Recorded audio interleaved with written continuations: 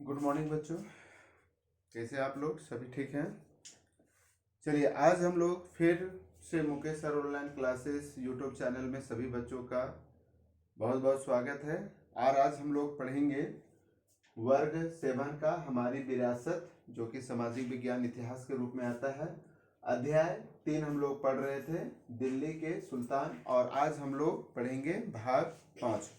भाग 5 पढ़ने से पहले जो है थोड़ा सा भाग 4 हम लोग देख लेते हैं। भाग 4 में हम लोग तुगलक वंश के बारे में पढ़े थे, जिसमें गियासुद्दीन तुगलक और फिरोज शाह तुगलक के बारे में हम लोग पढ़े थे, जिसमें तुगलक वंश के जो मोहम्मद बिन तुगलक है उसके बारे में हम लोग थोड़ी जानकारी लिए थे। इब्न बतूता के बारे में जानकारी लिए थे, जिनकी पुस्तक रेहला से जो है बहुत सारी जानकारियां हमें प्राप्त हो सकती है। उसके बाद हम लोग सैयद वंश के बारे में पढ़े थे, जिसमें खिज्र खां जो है उसके बारे में हम लोग जानकारी लिए थे। आज हम लोग पढ़ेंगे भाग 5 में लोदी वंश। और यह लोदी वंश जो है 1451 से लेकर 1526 तक, यानी लगभग 75 वर्षों तक जो है वह शासन किए। दिल्ली सल्तनत के राजवंशों में लोदी वंश अंतिम था, यानी 5 वंशों में लोदी वंश जो था वो अंतिम था। और 1451 में बहलोल लोदी ने लोदी वंश के नाम से अफगान राज्य की स्थापना की। 1451 में बहलोल लोदी, ठीक है, बहलोल लोदी ने लोदी वंश के साथ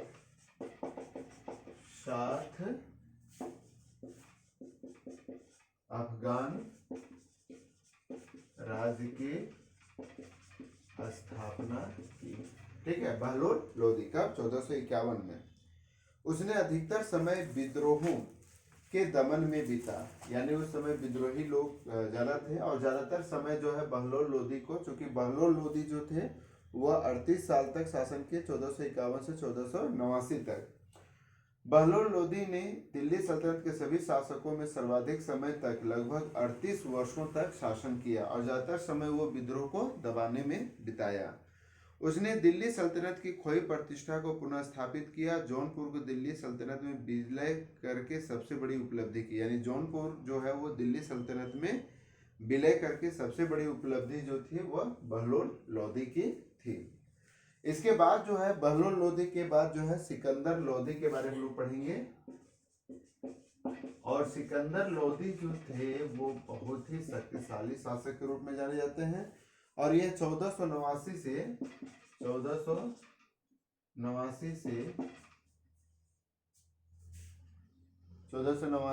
1517 तक लगभग 28 वर्षों तक ये शासन करते हैं। कौन? सिकंदर लोदी। सिकंदर लोदी का मूल नाम निजाम खां था, है ना। हम लोग सिकंदर लोदी के बारे में पढ़ रहे हैं, ठीक है। और सिकंदर लोदी का मूल नाम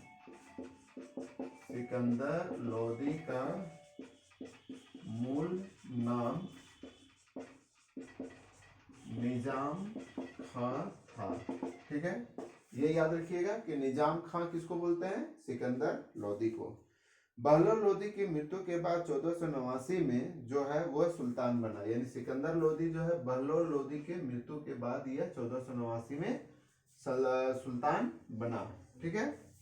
उसने सीमा विस्तार के साथ आर्थिक सुधारों पर जोर दिया। भूमि की माप के लिए गज ए सिकंदरी नामक प्रमाणित प्रणाली प्रारंभ की। उसने गज ए सिकंदरी नामक प्रणाली, जो कि प्रणाली भूमि मापन के लिए, है ना, भूमि मापन, है ना। तो उसने गज ए सिकंदरी को, सिकंदर लोदी ने भूमि मापने की एक प्रणाली, प्रमाणित प्रणाली जो है लागू किया।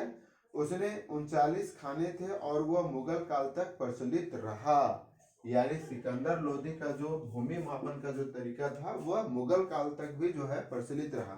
सिकंदर लोदी ने आगरा शहर की स्थापना की थी, ये याद रखिएगा। उसने आगरा शहर की स्थापना की। आगरा शहर किस लिए प्रसिद्ध है? ताजमहल, है ना। तो आगरा शहर की स्थापना किसने की थी? सिकंदर लोदी ने। उसका मकबरा दिल्ली में है ना। सिकंदर लोदी का मकबरा कहाँ है? दिल्ली में है। ठीक है, कोई पूछ देगा सिकंदर लोदी का मकबरा, देखिए ये है चित्र में आप लोग दिखाई पड़ रहा है, दिल्ली स्थित सिकंदर लोदी का मकबरा। ठीक है, दिल्ली कभी जाइएगा तो सिकंदर लोदी का मकबरा भी चल जाइएगा। ठीक है, इसको आप लोग पॉज करके जो है इसको उतारेंगे। इसके बाद हम लोग पढ़ेंगे इब्राहिम लोदी। ठीक है, जो कि लोदी वंश का अंतिम शासक के रूप में जानेंगे।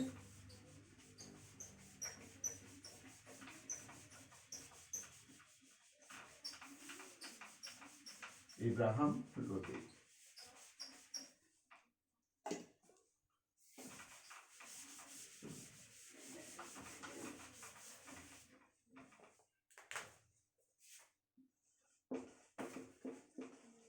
इब्राहिम लोदी, और ये कब तक शासक रहे? 1517 से 1526 तक। 1517 से 1526 तक, यानी बहुत कम 9 वर्षों तक ही जो है ये शासक बने रहे। ठीक है, सिकंदर लोदी की मृत्यु के पश्चात उसका ज्येष्ठ पुत्र इब्राहिम लोदी 22 नवंबर 1517 को गद्दी पर बैठा। यह कब गद्दी पर बैठा? 22 नवंबर, यह 22 नवंबर 1517 को गद्दी पर बैठा। कौन? इब्राहिम लोदी, है ना। वह लोदी वंश का अंतिम शासक था। इसी के समय में 1526 में पानीपत की प्रथम विश्व युद्ध नहीं पानीपत के प्रथम युद्ध, जिसमें बाबर ने इब्राहिम लोदी को पराजित कर भारत में नए राजवंश मुगल वंश की स्थापना की थी। ठीक है, 1526 में पानीपत का प्रथम युद्ध हुआ। यह युद्ध बाबर और इब्राहिम लोदी के बीच हुआ।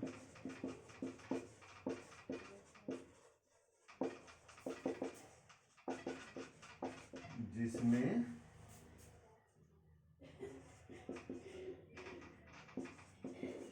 बाबर के जीत के साथ, है ना, मुगल वंश की स्थापना हुई। साथ मुगल वंश की स्थापना हुई। ठीक है, मुगल वंश के बारे में आप अगले अध्याय में विस्तृत रूप से पढ़ेंगे। तो इस तरह से जो है लगभग 1206 ईस्वी में स्थापित जो तुर्क शासक थे वह 1526 ईस्वी में जो है पानीपत के प्रथम युद्ध के बाद जो है इस वंश का जो है अफगान तुर्क वंश का जो है वह सल्तनत वंश का जो है वह समापन होता है। और इसके बाद जो है हम लोग मुगल वंश जो कि 1526 के बाद जो है स्टार्ट होता है, बाबर के युद्ध जीतने के साथ ही स्टार्ट होता है। तो इस प्रकार से लोदी वंश जो है, लोदी वंश के इब्राहिम लोदी की मृत्यु मतलब खत्म होने के बाद एक नए राजवंश मुगल वंश की स्थापना होती है। और इस मुगल वंश की स्थापना जो है कैसे हुई, किस तरह से वो आगे बढ़ा, मुगल वंश में कौन कौन से राजा हुए, उसको हम लोग अगले वीडियो में देखेंगे। और तब तक के लिए जो है सभी बच्चे इन वीडियो को अच्छे ढंग से देखेंगे। और साथ ही जो है थोड़ा सा हम लोग देखेंगे दिल्ली सल्तनत का विस्तार। ठीक है, आखिर दिल्ली सल्तनत का विस्तार कैसे और किस ढंग से हुआ, इसको हम लोग जानेंगे। इसको आप लोग पॉज करके जो है वीडियो को उतारेंगे। यानी दिल्ली सल्तनत पर जो है किस तरह से विस्तार हुआ, कैसे फैला, इसके बारे में हम लोग जानकारी लेंगे। दिल्ली सल्तनत के शासकों ने समय समय पर, यह है दिल्ली सल्तनत का विस्तार, इस टॉपिक को हम लोग पढ़ेंगे। दिल्ली सल्तनत के शासकों ने समय समय पर अपनी सीमा का विस्तार किया। 13वीं सदी के आरंभिक वर्षों में सल्तनत का क्षेत्र विस्तृत नहीं था। कुतुबुद्दीन ऐबक ने साम्राज्य विस्तार पर ध्यान देते हुए बंगाल, बिहार और ग्वालियर पर अधिकार जमाया। क्योंकि हम लोग देख सकते हैं कि कुतुबुद्दीन ऐबक जो कि मोहिउद्दीन जो गौरी था, वो विजित क्षेत्रों को जो है दासों को देते गया, और उसमें पहले थे कुतुबुद्दीन ऐबक ने वह ध्यान दिया और बंगाल, बिहार और ग्वालियर पर अधिकार जमाया। क्षेत्र विस्तार में कई कठिनाइयां भी थी। दिल्ली से दूर बंगाल और सिंध तक के प्रांतों पर नियंत्रण बहुत कठिन था। शासकों द्वारा बगावत, युद्ध या खराब मौसम के कारण भी दिल्ली सल्तनत के अधीनस्थ राज्यों का संपर्क टूट जाता था। जो दूर राज्य थे, कौन कौन, जैसे बंगाल, बिहार और ग्वालियर, है ना, बंगाल, बिहार और ग्वालियर, क्योंकि यह दिल्ली से बहुत दूर है। ठीक है, तो दिल्ली से बहुत दूर होने के बाद और साथ ही साथ जो है सिंध प्रांत जो है वो दिल्ली से काफी दूर होने के कारण सल्तनत के अधीनस्थ राज्यों का संपर्क टूट जाता था। दिल्ली से ज्यादा दूर होने के कारण जो है सिंध प्रांत भी, और सिंध प्रांत, दिल्ली से दूर होने, सिंध प्रांत मतलब हो गया कि आजकल का पंजाब, है ना, पाकिस्तान, ठीक है, पाकिस्तान उधर अफगान, तो वो वहां पर जो है शासकों द्वारा बगावत होता था, या कभी युद्ध हो गया या खराब मौसम हो गया, तो उसके कारण जो है वहां से संपर्क टूट जाता था। अफगानिस्तान की ओर से हमला होने की आशंका भी बनी रहती थी। तो हम लोग यहाँ पर देखेंगे कि अगर हम लोग भारत का नक्शा देखेंगे तो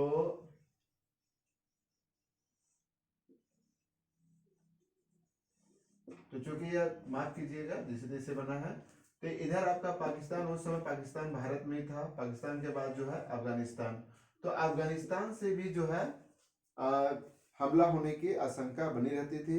बाद के दिनों में साम्राज्य का विस्तार मुख्य रूप से गयासुद्दीन बलबन, अलाउद्दीन खिलजी और मोहम्मद बिन तुगलक के शासनकाल में देखने को मिलता है। जैसा कि हम लोग पढ़े थे कि इन्होंने जो है गयासुद्दीन बलबन, अलाउद्दीन खिलजी और मोहम्मद बिन तुगलक के शासन में देखने को मिला। भारत में आरिज यानी सैन्य विभाग की स्थापना सर्वप्रथम बलबन ने की थी, है ना। भारत में आरिज, आरिज ये अरबी शब्द है ना, सैन्य मतलब सैनिक, आरिज यानी सैन्य विभाग की स्थापना बलबन ने की थी।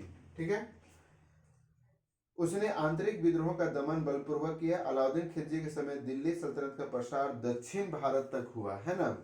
तो देखेंगे अलाउद्दीन खिलजी के बारे में हम लोग पढ़े थे, जिन्होंने दक्षिण भारत तक जो है वो अपना शासन स्थापित किए थे। अलाउद्दीन की दक्षिण विजय का श्रेय मलिक कफूर को जाता है। ठीक है, ये सब भी याद रखिएगा। अलाउद्दीन खिलजी के दक्षिण विजय का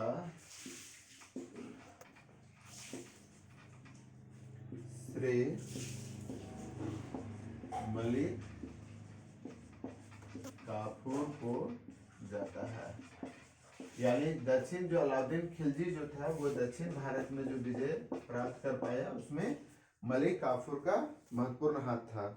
उसने देवगिरी, तेलंगाना यानी वारंगल जो कि अभी तेलंगाना एक राज्य है, द्वार समुद्र व पांडे मदुरा में सुल्तान को जीत दिलाई थी। आगे चलकर मोहम्मद बिन तुगलक ने भी उत्तरी और दक्षिणी भारत के मध्य प्रशासनिक और सांस्कृतिक एकता स्थापित करने का प्रयत्न किया।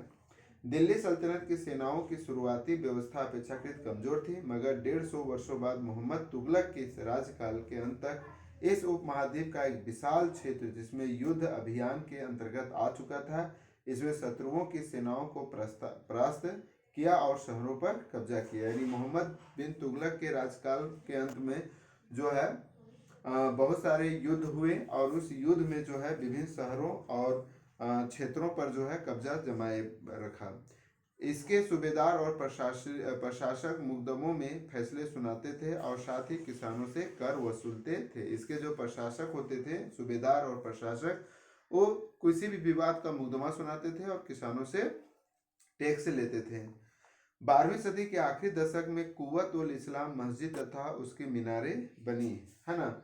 यह जमा मस्जिद दिल्ली के सुल्तानों द्वारा बसाए गए सबसे प्रथम शहर में स्थित है। जमा मस्जिद दिल्ली के सुल्तानों द्वारा बसाए गए सबसे प्रथम मस्जिद में स्थित है, प्रथम शहर में स्थित है। इतिहास में इस शहर को दिल्ली एक कूना यानी पुराना शहर कहा जाता है। यानी दिल्ली एक कूना, याद है, दिल्ली